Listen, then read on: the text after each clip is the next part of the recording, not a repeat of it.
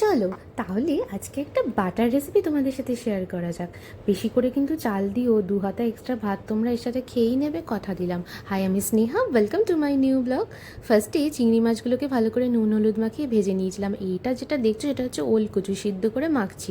এদিকে কাঁঠালের বীজ খোসা ছাড়িয়ে অল্প তেলে নিয়েছিলাম, আর দিয়ে দিয়েছিলাম এখানে কড়াইয়ে তেল, শুকনো লঙ্কা, পেঁয়াজ আর রসুন ভেজে নিয়ে ওই কাঁঠালের বীজের পেস্টের সাথে এটা দিয়ে দিয়েছিলাম, আর যে চিংড়ি মাছটা ভেজেছিলাম তাও দিয়ে দিলাম, দিয়ে একসাথে ভালো করে পেস্ট করে নিলাম। আর এদিকে ওলকচু সিদ্ধ করে হাতটা কিন্তু একটু আমার চুলকাচ্ছিল, দিয়ে ভালো করে স্ম্যাশ করে নিলাম। আর কড়াইয়ে গরম সর্ষের তেল দিয়ে তারপরে দিয়েছিলাম কালো জিরে, কাঁচা লঙ্কা। ফার্স্টে চিংড়ি মাছ কাঁঠালের বীজের পেস্টটা ঢেলে দিলাম, ভালো করে একটু টেলে নিলাম কড়াইতে।